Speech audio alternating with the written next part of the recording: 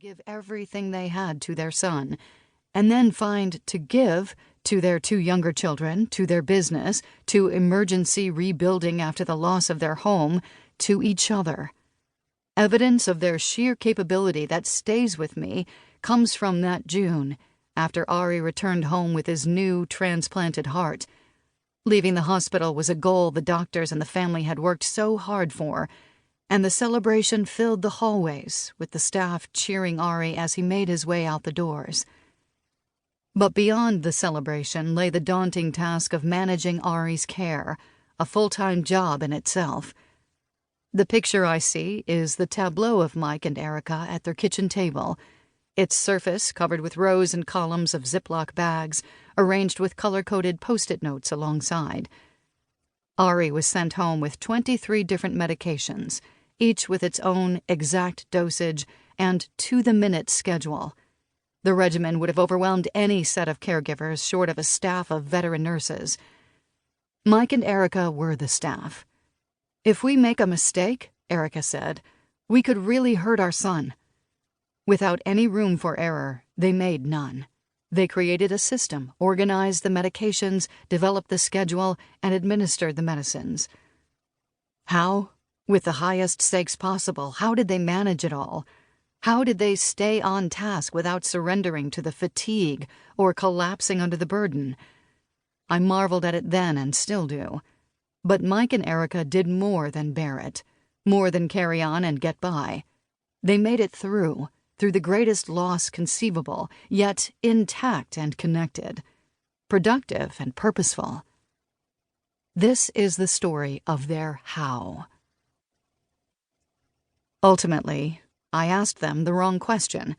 What I understand now, through Mike and Erica's story, is that their aim was never simply to endure, not when they first learned of Ari's heart defect, nor when he survived 2 surgeries before he was born, nor when they waited for a heart transplant, nor when his body rejected it, nor when they lay with him in his final hours. Their goal was greater, through it all. Their mission was to remain fully and resolutely alive, in intention and action, motivation and result, in all the ways they needed to be, through challenge unfathomable and immediate.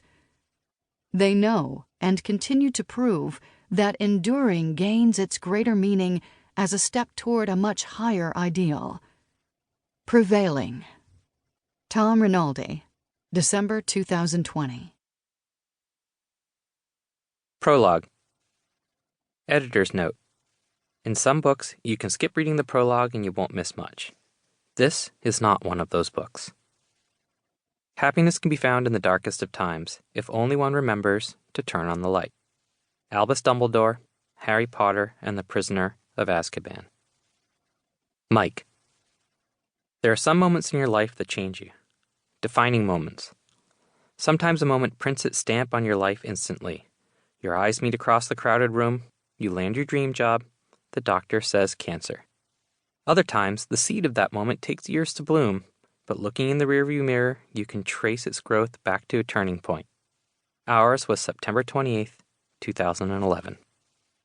In the days before we were happily married with children, we were happily married with Toby, the bagel-crazed, foul-breathed Cavalier King Charles Spaniel. Married to each other, that is, not the dog, though he might have argued otherwise. Life was fairly quiet when we started to cruise open houses on Sundays. We weren't really looking to buy, but you know what happens when you go out shopping just to look every weekend. One brisk, sunny May morning, we walked into a house that looked tired and shabby from the outside.